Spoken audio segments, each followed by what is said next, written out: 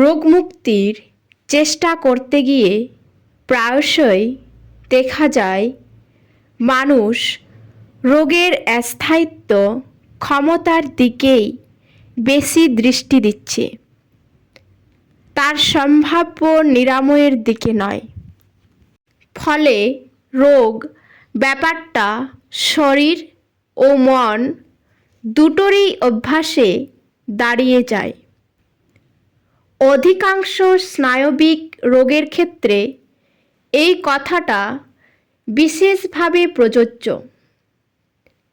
প্রতিটি বিষণ্ণতা বা সুখচিন্তা, বিরক্তি বা ধীরতার চিন্তা মস্তিষ্ক কোষে সূক্ষ্ম দাগ কেটে যায়। ফলে তা হয় অসুস্থতা, নয়তো স্বাচ্ছন্দ্যের চিন্তাকেই শক্তিশালী করে তোলে। অবচেতনায় শরীর বা অসুখ নিয়ে চিন্তা করার অভ্যাস মনে একটা দারুণ প্রভাব সৃষ্টি করে। তাই দেখা যায় কঠিন মানসিক বা শারীরিক ব্যাধির শেকড় অবচেতনার গভীরে ছড়িয়ে আছে। সেই গোপন শেকড়টিকে উৎপাটন করতে পারলে অনেক ক্ষেত্রে রোগের নিরাময় ঘটে। সুতরাং চেতন মনের সংকল্পে এমন একটা প্রগাঢ়তা আনতে হবে যাতে তা অবচেতন মনেও ছড়িয়ে যায়। তাতে করে স্বাভাবিকভাবেই তার প্রভাব চেতন মনেও পড়ে থাকে।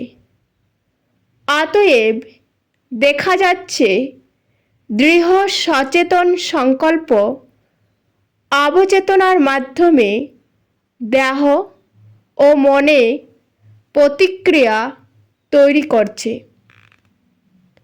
অতি দৃঢ় সংকল্পগুলি কেবল যে অবচেতন মনকেই স্পর্শ করে তাই নয়, তাকেও অতিক্রম করে অতিমানস চেতনাতেও পৌঁছে যায়।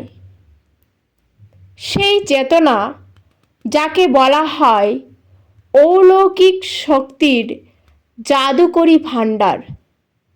সত্য কথা বলার অভ্যাস স্বেচ্ছায়, নিঃশঙ্কে, বুদ্ধিমত্তা এবং ভক্তির সঙ্গে পালন করে যেতে হবে।